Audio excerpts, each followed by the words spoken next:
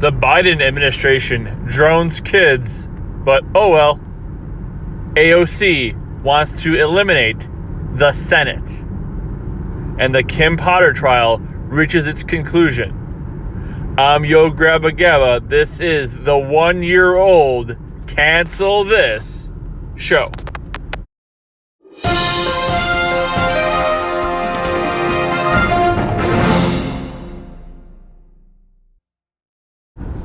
This is Cancel This, episode 26, recorded early January 2022. That's right, it's 2022. Happy New Year.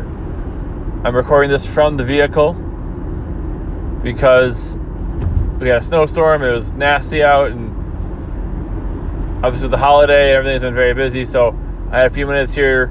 I figured I would go ahead and record a new show. Be sure to subscribe so you don't miss anything. You can like our Facebook page, facebook.com/Pavement Road Productions. That's facebook.com/Pavement Road Productions. You can email the show directly, pavementroadproductions@gmail.com. You can like our Facebook page, facebook.com/Pavement Road Productions. Obviously, we got our reality TV shows coming out here as well. So I've been busy with that as well. Haven't had as much time as I would like to record, but we'll try to get these out at least monthly for the time being. Until the shows are over, then we can do it probably weekly again, or at least every other week. So be sure to subscribe so you don't miss anything. Let's go ahead and dive in here. A lot to talk about. I'm going to try to stay focused on just these three topics here today, but obviously we could go on and on and on. Let's first of all start off with the Biden administration droning kids. Yes, so the Biden administration, we talked about this probably on a previous show, one of the last couple shows, after they pulled out of Afghanistan and all that disaster. They got some intelligence about a terrorist planning a terrorist attack, and they took him out with a drone. So an over the horizon technology that they always talk about, and how they can hit somebody from a distance without actually have troops there and everything else. But of course, over the horizon technology is only as good as the people who are there spotting for you, right? So if the intelligence is bad, it doesn't matter how good your technology is, you're still going to hit the wrong target. And that's exactly what happened. So the Biden administration launched a drone to take out a terrorist. Turned out the terrorist actually wasn't a terrorist, but was a father. And they took him out, and all of his family, and all their kids. So I believe it was 10 or 11 people who were killed, 7 children. So I think it was 10 people killed, 7 children. So, to put this in perspective, there hadn't been any U.S. casualties in over a year under the Trump administration. Biden announces the pullout 6 months into his presidency-ish, 8 months, whatever. And there's a attack that kills, I believe, 11 servicemen and women. Not great, definitely. Soldiers were killed. Obviously, the bloodiest day in Afghanistan in a long time. And what are the repercussions? Of course not. They said they're going to take whoever did this and bring them to justice. Did Biden do that? Well, he droned some kids. So, unless those kids were responsible, I'm guessing he probably isn't going to hunt them down, the people responsible. Either way, they launched a drone strike pretty much right away. Maybe because they wanted to, show force and be like, hey, we're going to take somebody out and we're going to do this. But they didn't take anybody out who was a terrorist. They took out a family. Can you imagine if this was a Trump administration? They would have impeached him over this. They did an investigation, found out, actually, yeah, we didn't kill terrorists, we killed a family. Can you imagine if that happened under the Trump administration? They would impeach him again, It would have been the only news story for like weeks that Trump killed kids. But instead it was Biden and his administration who did it. Killed innocents. 10 innocents. Including, like I said, seven children. So they asked, I believe, a Pentagon spokesman or somebody in the Biden administration about this. About what happened. Like, how did this happen? And what's gonna be done about it? And the spokesman said, well, we'll have to learn from this and get better for next time. Excuse me? So, if we ever get attacked by a terrorist group,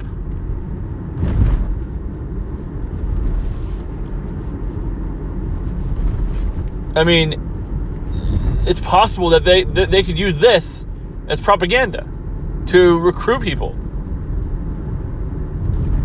Because look, they killed innocent people and they don't care. We're going to get better for next time. They asked, well, who's going to be held responsible? Well, we don't have to go into all that. I mean, there's, mistakes happen. What if I accidentally did that?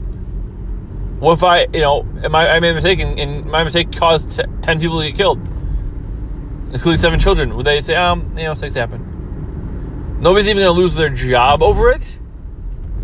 The people who did this are going to have the chance to do it again and again and again without repercussion. What are they going to do? Get a nasty letter? Get a check mark in their folder? Like, we droned 10 innocent people, including 7 children. Oh well. Better luck next time. I mean, the whole reason they said to vote for Biden is because they'll bring us respect back on the national stage. Do we seem like we're being respected right now on the national stage? We're turning normalcy? Is that what normalcy is? Droning kids and then, oh well, we'll do better next time. Well, nobody needs to lose their job. It was a mistake. Mistakes happen. What? Are you kidding me? You're out of your damn mind.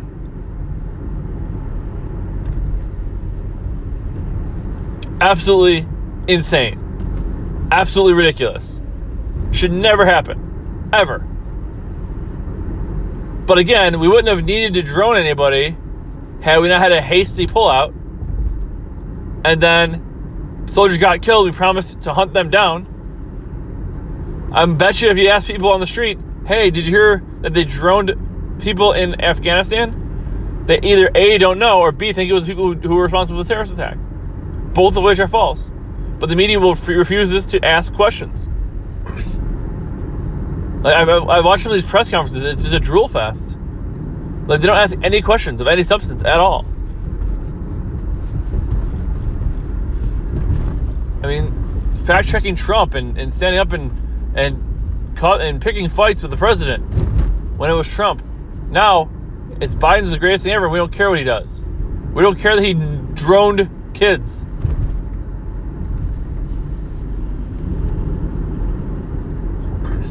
I mean, is this acceptable? Is this, mistakes happen. What if it's your family?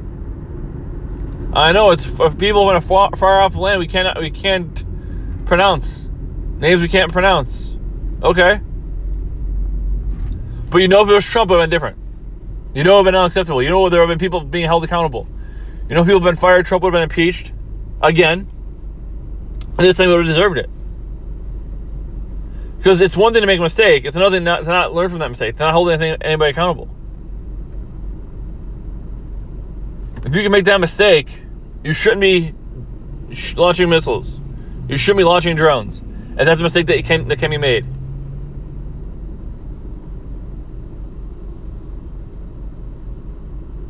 But hey, you know what? No big deal. According to the Biden administration. No big deal. It's fine. You know what? Mistakes happen. Kids get killed by us. Oh well. So obviously Joe Biden's a disaster. A complete, total disaster. A fraud. A liar. A crook. Everything. Right? And everybody knows it. The country knows it. His approval ratings are under 40%.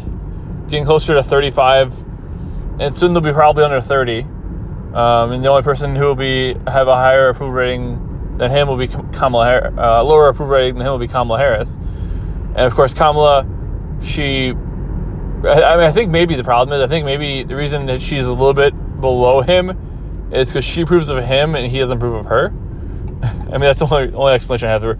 She's slightly lower than him, and that's a lot for a vice president. That's a lot. It's usually the vice president is irrelevant, but in this case, she's actually more hated than Joe Biden. Go figure. But yeah, other than that, I mean, I don't know. I really don't know what else to say. I mean, obviously, the country's seeing through it. They're saying that he's a liar, they're saying that he's a fraud, saying he's a crook, and they were sold a bill of goods. I mean, obviously, they were sold a bunch of stuff that wasn't true. He said that he had the no malarkey tour. Well, he's just full of malarkey, and that's what he is. And the fact is, he's ending his first year as president around mid-30s approval rating, and for most presidents, if not all, their approval rating is usually never higher than it is their first year. So wherever they end their first year is probably where they're going to stay or go down from there. So I mean, by the time by the time it's end of 2022 and 2023 and whatever, time for quote unquote Joe to run again, if he's allowed to, if they let him, if the party lets him run again. I mean, he'll be at what, 6%? I mean, his family will be approve of him, and his kids maybe, and that'll be about it. Maybe his staff. Horrible, and it's and it was obvious. We all knew. Anybody who was paying attention knew that he was a liar, knew that he didn't mean what he was saying, knew he was a crook, and now it's coming to fruition. Now we're all seeing that. Now we're seeing the truth. The truth is coming out. And, I mean, that's what happens. Speaking of people who suck and are horrible and disgraceful, let's talk about Alexandria Ocasio-Cortez. The wonderful freshman congresswoman from New York. Some talk that she may run for Senate, try to run against Chuck Schumer. That would just be glorious. Watch the Democrats, cannibalize each other. Alexandria Ocasio-Cortez, the genius that she is, wonderful, smart, intelligent, beautiful, everything that you'd want in a woman, except none of those things. She is trying to push through her radical agenda, obviously, with the other members of the squad. And they're trying to push things like the Build Back Better or Build Back Broke bill, the voter fraud bill, which is, of course, the Voting Rights Act, federalizing pretty much everything that happens in the country, including voting procedure. Because they don't trust states to do it themselves. And if that happens, of course, we are no longer a republic, a representative republic. Or a democracy, there'll be majority rule. And if the federal government, allowing the federal government to dictate what the election rules are is very, very dangerous. Because do you really think the people in power won't impact how things go and try to get themselves to stay in power? Of course they will. Of course they'll do whatever they can to stay in power. So giving them that much authority to dictate how all elections go, mandating ballot harvesting, and banning voter ID. It's insane. So all these things that AOC is trying to push through with the Senate being pretty much 50-50 with Kamala Harris breaking the tie, and with a slight Democrat majority. And it's just like, I don't know where the confidence is coming from these Democrats. I mean, if they're so split mind, obviously with the Virginia governor race going the way it went and things like that. The Democrats are of split mind. The moderates, and a lot of them are retiring. I mean, tons of them are retiring. I'm confident Nancy Pelosi is going to retire soon. She's 80 years old. I mean, she has to retire soon. All those things, they're projected to get destroyed in the midterms. They're just destroyed. And they're acting like they're never going to be out of power again. Like they have a mandate, right? Like they were voted in overwhelmingly. Like it was a landslide election for them. And it's looking like it's probably going to be a landslide against them if trends continue. So that's like they're never going to be out of power again. And that's very, very dangerous.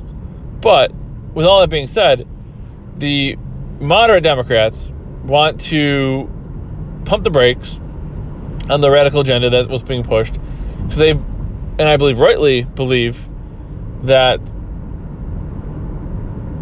the Virginia governor's race and the other races around the country, I mean, New Hampshire now has a Republican majority in the Senate, in the state Senate. That's incredible. That's crazy. New Hampshire's always been the one New England state that was kind of up for grabs, but a Republican majority in a state is crazy.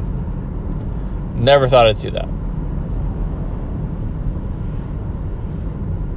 But the moderates want to pump the brakes on the radical agenda, the spending, all that stuff, and they want to focus on things like getting bipartisan things done, bipartisan infrastructure, things that everybody can agree on. And instead, the socialists and the far left is saying that, and so the moderate left is saying the reason that they lost Virginia and other races is because they're going too far to the left, and the American people don't want the government to be too far on either side. And of course that's true. I mean, why isn't there so many independents? I mean, if most people don't pay that close of attention to politics, so when you're far on one end, it scares them. They won't want much change. And most Americans don't want change. They want things to stay pretty much the same. And whoever's going to keep things pretty much the same is who they're going to vote for. That's why a lot of candidates run moderates. That's why Joe Biden ran as a moderate. He said he was a moderate. He was a nice guy. He's going to bring things back to normal and the norms, and get rid of all the chaos under the Trump administration. That's why he ran. That's what he was told. Of course, that wasn't true. Anybody who was paying attention knew it wasn't true, but most people didn't pay attention. So the moderates are trying to stay, pull the Democrat Party back to the moderates, back to the middle, to keep their jobs. Joe Manchin and Kirsten Sinema are moderate Democrats in the Senate. They know if they go hard left, they'll lose their seat.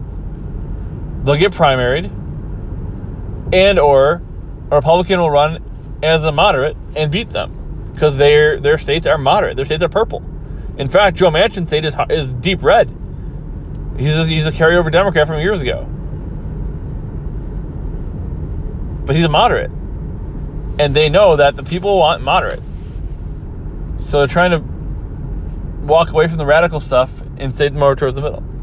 Meanwhile, the AOCs and the far left, Pramila Jayapal and Tammy Duckworth and all them, they want things to go hard left. And they believe the reason they lost in Virginia is because their base didn't come out because they didn't give them enough. They were fighting about, there was infighting in the Democrat Party, and they didn't pass any major legislation. And because they didn't pass any major legislation is why they didn't get what they wanted in the election. So half the party thinks they should go more moderate, half the party thinks they should go more radical. The answer is more moderate, of course. But everybody thinks that their policy is the popular one. So the hard left thinks that people want more of that because they live in their own little bubbles, right? They live in their own... People said that Trump was surrounded by people, by yes men. So is every politician, ever. They are surrounded by people who agree with them. If they didn't agree with them, they wouldn't be working for them. So they think that everybody likes their policies. Of course, that's not true, but that's how they see it.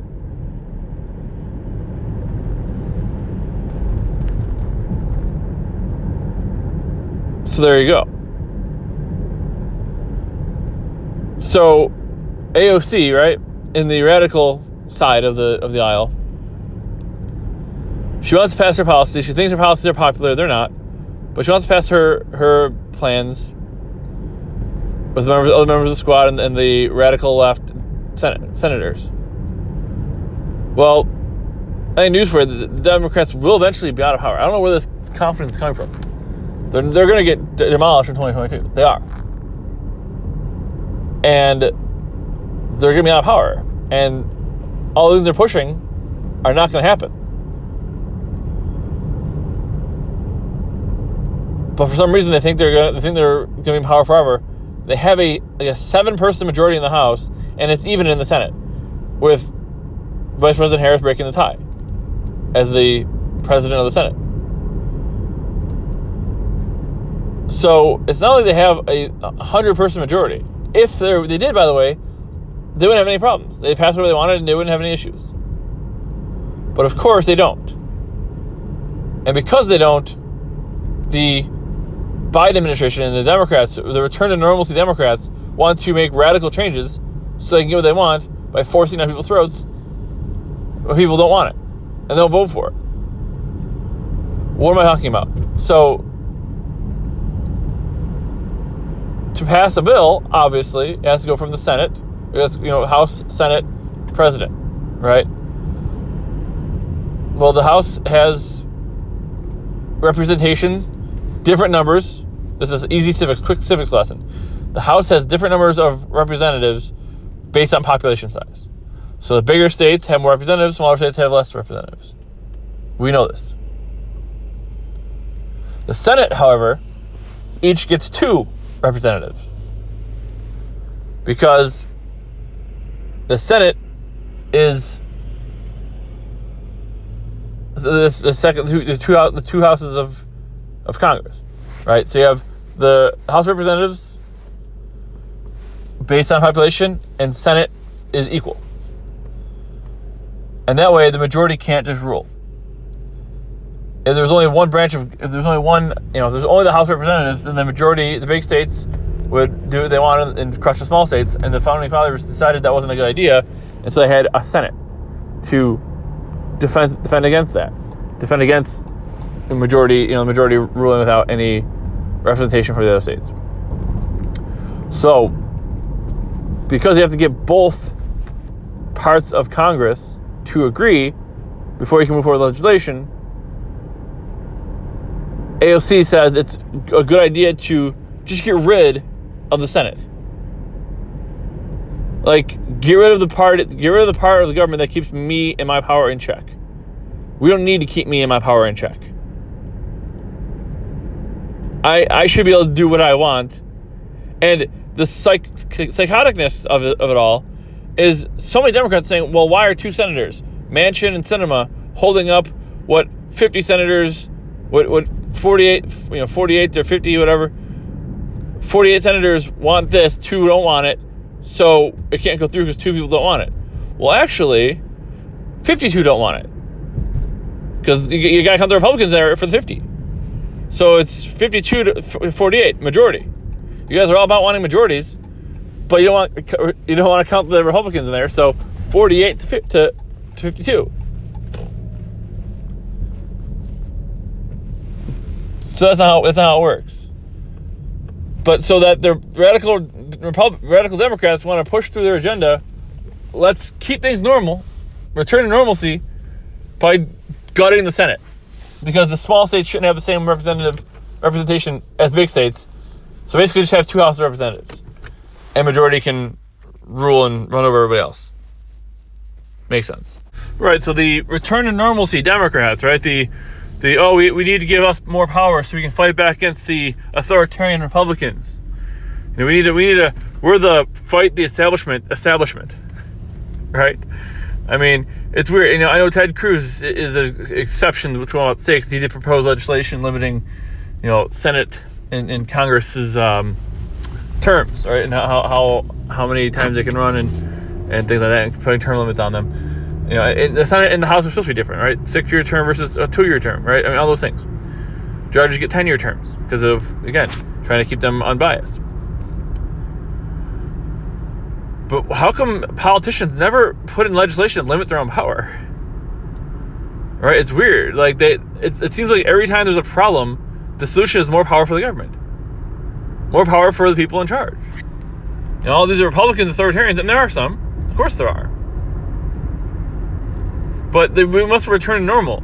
We must get rid of the chaos of the Trump administration and change things and go back to the way it was. Trump was bad for the economy, bad for the country, and bad for politics. We don't want him because he's bad. We will bring things back to normal. First order of business, federalizing elections and killing the filibuster. So 2 radical things, completely changing the entire country. How it works, how it runs. Give us more power, and we'll keep the other guys from having too much power. Give us total control of everything, and we'll make sure that the other guys don't take too much control. Trust us, said the government. Right. They're trying to pressure Manchin and Sinema into killing the filibuster, which they used when Trump was president to fight back against the Republicans. They used it. They filibustered a black man's police reform bill. A black Republican's, Tim Scott's police reform bill. They used a filibuster because it's a racist relic of the past. So, as the white Republicans, as the white Democrats use it to block a black man's voting bill or police reform bill. It's so racist. In fact, Democrats used it like crazy when Trump was president and when they didn't have control of the House and Senate. So when they don't have control, it's great because you need to stop the evil Republicans. When they are in control, we need to get rid of it because it's an old racist relic. So funny. But again, who are the authoritarians? Who's the ones who want all the control? Again, the Republicans are no angels. And I don't think anybody believes that they're angels. But Democrats, I've said it before and I'll say it again. Republicans think government officials are corrupt. Democrats think Republicans are corrupt. They don't own mirrors. They can't see what they're looking at. They can't see that they're the real problem.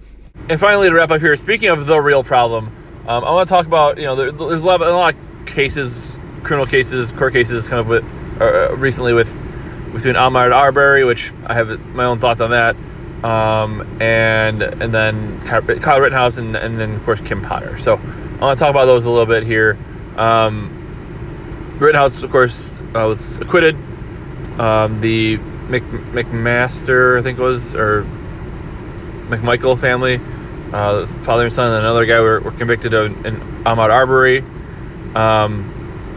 That was I don't have time really going to that one. That one seemed like they, two of them got life, one got 30 years, which is in essence life because he's older. From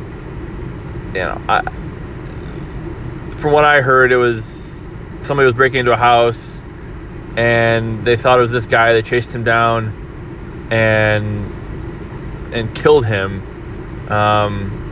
The jury said it didn't seem racially motivated. It just seemed like they had the guy, and we don't even know if it was him that was breaking into the houses. So to convict them and put them away for life, I mean, seems a little bit over the top. Again, I'm not completely versed in it, so I don't know, what happened or why or anything like that. But from what I've heard, I mean, again, whenever there's a criminal case, I always like to look at what is the motive of the killer, or the person who kills somebody. What's the motive? And if it wasn't racially motivated, then they didn't just randomly find a black man and go kill him. So what caused it? And if the person just had no regard and just they wanted to kill somebody today, so they did that. Okay, that's murder. That's a big deal, and that's more of that stricter sentence. But if they mistook them for somebody who was robbing them, or even if he was robbing them and they acted poorly, yes, they should have probably been convicted of a crime. But that type of severe sentencing, I mean, we let people off the hook all the time for killing multiple people. They get way less than that. So I don't know. I'm not. That's not really what we're here to talk about. But it just seemed like the justice is pretty much irrelevant at this point. I mean, it depends on who I mean, with Marilyn Mosby in Baltimore letting off everybody, anybody who commits any crime, we're letting him go. In I think in New York or in Manhattan, if you have armed robbery, they're talking about making that a misdemeanor, right? So even some sexual crimes, like rapes, are going to be downgraded. Like, why? Oh, because there's too many minorities in prison, so we have to decriminalize things. That's silly. Instead of decriminalizing things, how about you fix the problem, right? Go into the communities and help people. People who need help them. Don't make it so they don't go to jail for what they did. That's stupid. Meanwhile, again, January 6th rioters, not charged with anything major, no crimes, but the Viking Horton guy goes to jail for 5 years. For what? For walking into the Capitol? Isn't that the people's house? Again, did he shoot anybody? Did he hurt anybody? Did he attack anybody? Did he cause anybody any physical harm at all? No. So why is he going to jail for 5 years? Because if it's a case that is politically advantageous, or the media makes a big deal of it, there has to only go one way. That's why I'm really surprised Kyle Rittenhouse got off. I am. Because if the media has you convicted, if Joe Biden says you're guilty, then you're guilty. He's the king. He's the judge, jury, and executioner. So the fact that he obviously wasn't guilty, but the jury still acquitted him, even though everybody else in the media was saying he was guilty. It took a lot, I'm sure, for the jury to acquit, because they knew what could happen if they didn't, if they did acquit, and they had the stones to do it. I guess most of the jurors were women, so that makes a lot more sense. That they had the guts to stand up and say no, instead of these effeminate men on the jury who just cave and don't want to rock the boat. So Kim Potter, I want to talk about Kim Potter here. Obviously, this case was the shooting death of Dante Wright. This was the police officer in Minnesota who was trying to apprehend this man. He was like 19 years old, 20 years old, and he had several warrants. He had a rap sheet of pages long, and they were trying to bring him in on a warrant, and he refused to comply. And she said she was reaching for a taser, and shot him with a gun instead of a taser. Now, stupid mistake. Definitely something fireable.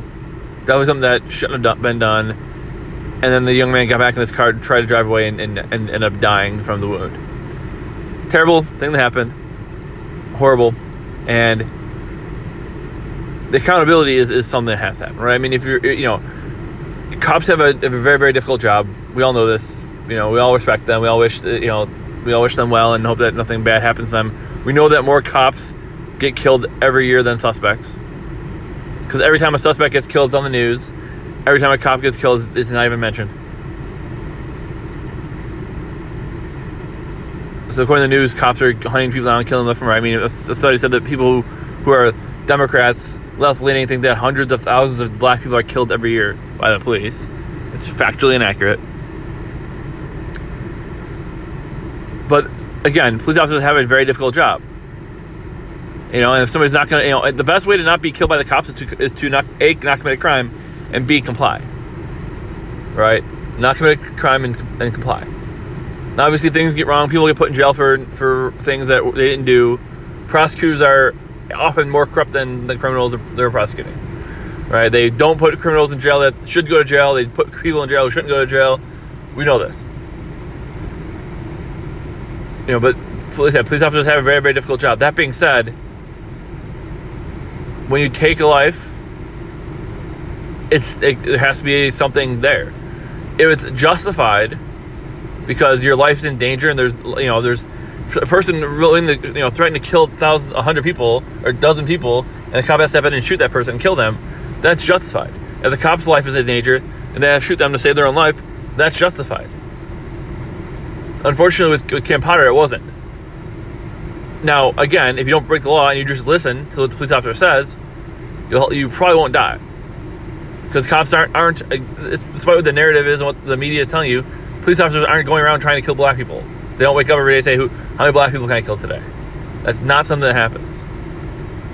There are bad cops. There's plenty of them. Plenty of cops on power trips. We know this. But again, the whole Kim Potter thing, the whole thing with Kim Potter, obviously it was a terrible thing that happened. It was a mistake. That's why she wasn't charged with murder. So it was manslaughter, because it was a mistake. But again, there needs to be accountability, right? And that's what it keeps coming down to: accountability. She lost her job, and she was convicted of manslaughter. So she's probably gonna go to jail for like 5 to 10 years, probably, maybe a little more, maybe a little less when she's officially sentenced. And that is what it is. When you have when you're an authority figure like that, if you mess up, people get killed. That's what happens. Now, obviously, when you, as I said earlier, when you drop a bomb on 13 people or 10 people, whatever with 10 people, drop a bomb on 10 people, 7 of which are children, and you work for the Biden administration, you can say, whoops, my bad, and nothing happens. But if you accidentally shoot a suspect who you're trying to subdue because he's resisting arrest, and that suspect dies, you go to jail. Unfortunately, tragedies happen, and there's consequences when those things happen. But I don't want to talk about that. That's not what I'm here to talk about. Obviously, that is pretty cut and dry. I mean, obviously there was a mistake that happened, and the person responsible is going to have to pay the price for that, and that's clear. Again, race was not even alleged. Racism was not even alleged in the trial. But we know who's to blame. It may not be who you think. It may not be the person who pulled the trigger, because of course it is. That person is responsible. But beyond that, I think there's one person who's very, very responsible for this. His name is Keith Ellison. I've talked about him before. Not a fan. Keith Ellison is the prosecutor in Minnesota. He's the Attorney General of Minnesota. And he, with other racial grifters, were there at the sentencing at the conviction of the police officer, and they're there to support the family of Dante Wright, the victim. And, of course, profiting off of this black man's death and making it about themselves and increasing their influence and power on the back of this tragedy. But Keith Ellison's really one to blame here. Why? Well, because his state is a crime-ridden hellhole. There's been more crime in Minnesota in the last 10 years than at any time in the history of the state. And again, it's not all Keith Ellison. He wasn't there for all of that. But Keith Ellison celebrating that justice was served and that a poor young man's life was robbed because of the act of this police officer Why wasn't that kid in jail where he couldn't hurt anybody else? Why wasn't the 19-year-old in jail for the 5, 6, 7, 10, 12 other crimes he was charged with? Because Keith Ellison let him out. Because Keith Ellison didn't charge him. So there's too many black men in jail. So instead of fixing the problem of black men going to jail, how about we just let them out, if a white person commits the crime, put them in jail, so that way we even the numbers. Insane. Keith Ellison talking about how this police officer, justice is served, police officer's going to jail. You spend all this time going after cops, right? You're prosecuting cops. I mean, obviously the Chauvin stuff, it was in Minnesota as well. And you raise the temperature.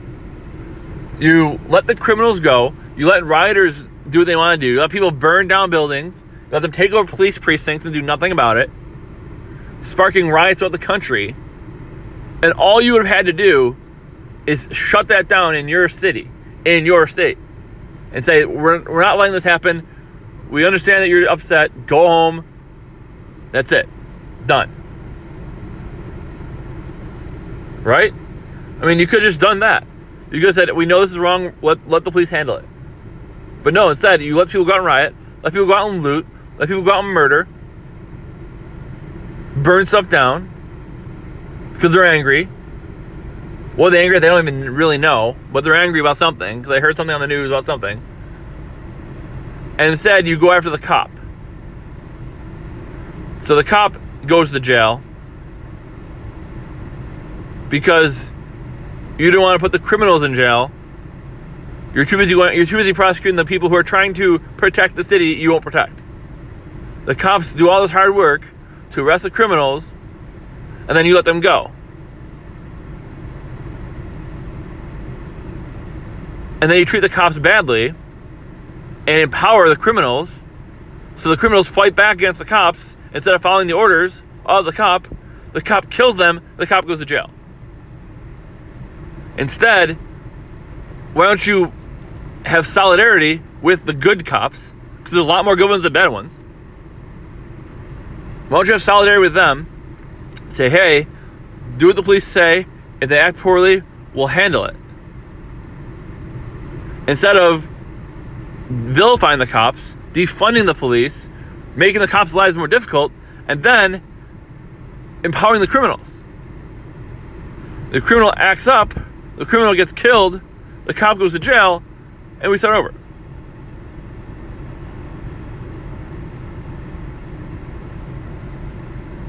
It's crazy. It's crazy. I don't know.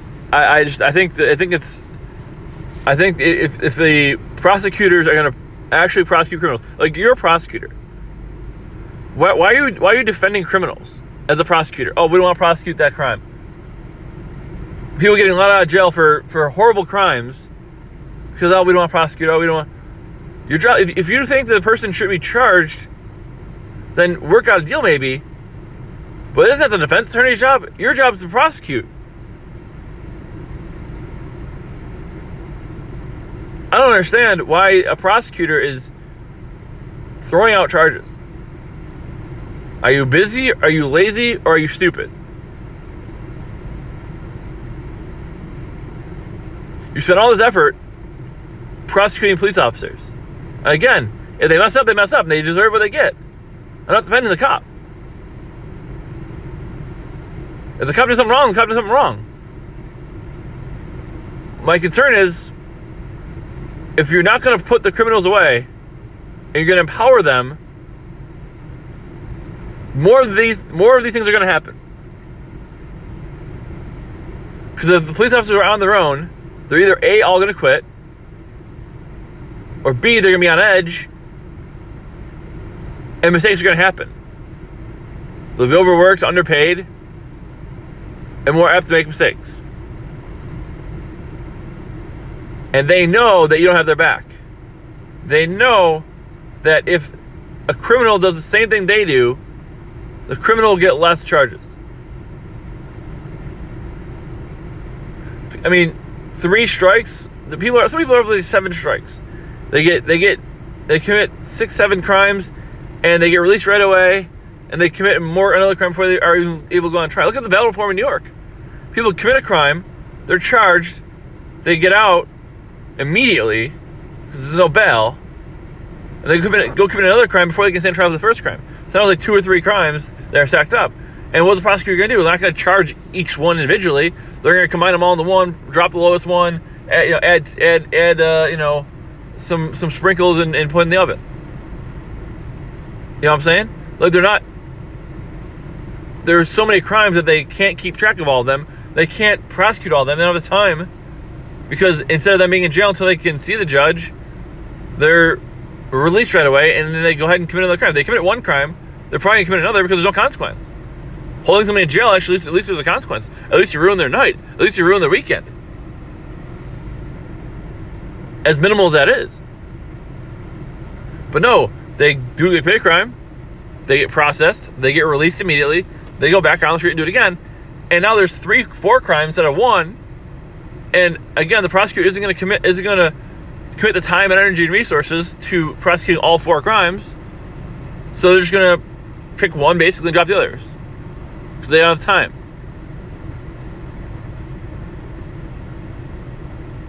Crime rates are up everywhere, especially in Democrat-run cities. Any idea why? Because of this stuff.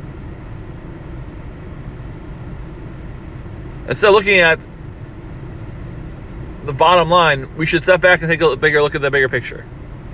I try to do a lot in this show. Try to look at the bigger picture. There's more minorities in jail than people who are white. Okay, well, if that's the only metric, there's probably more to it. How many wealthy people are in jail? Not as many as poor. Okay, let's start with that then. Let's start with the income. Let's start with the income inequality. Instead of looking at race, well, more black people in jail, so the system must be racist. Or people who steal and rob and join gangs are probably lower education level and lower income level. So why don't we fix that?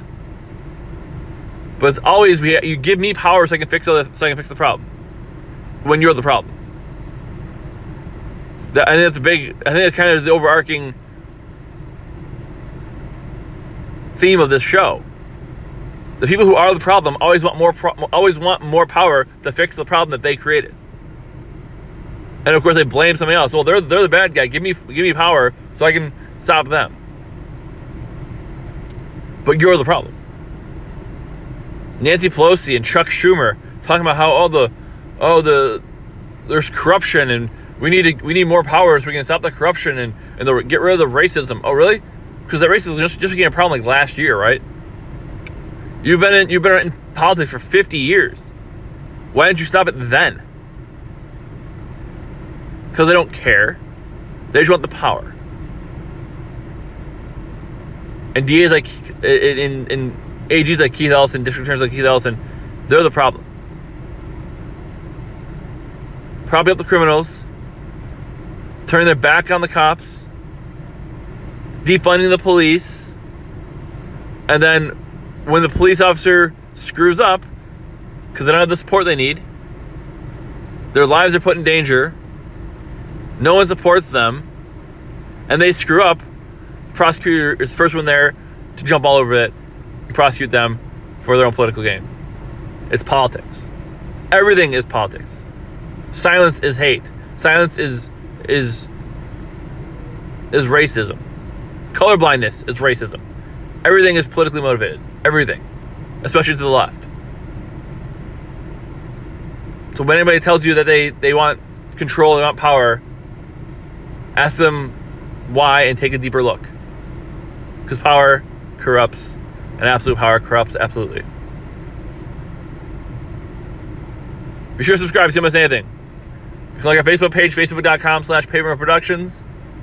You can email the show directly at papermillproductions@gmail.com.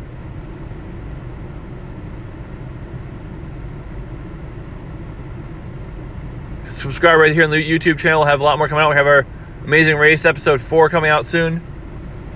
So don't miss that. And a lot more to come. Try to get out another show from Cancel This as well, coming up in the next couple of weeks. Thanks for listening. Thanks for subscribing. Thanks for sharing the post, telling your friends. Like I said, be sure to subscribe so you don't miss anything. Facebook page, facebook.com/pavementroadproductions. And you can email pavementroadproductions@gmail.com. Thanks for everything. Thanks for being part of it. And until next time, bye, Dad.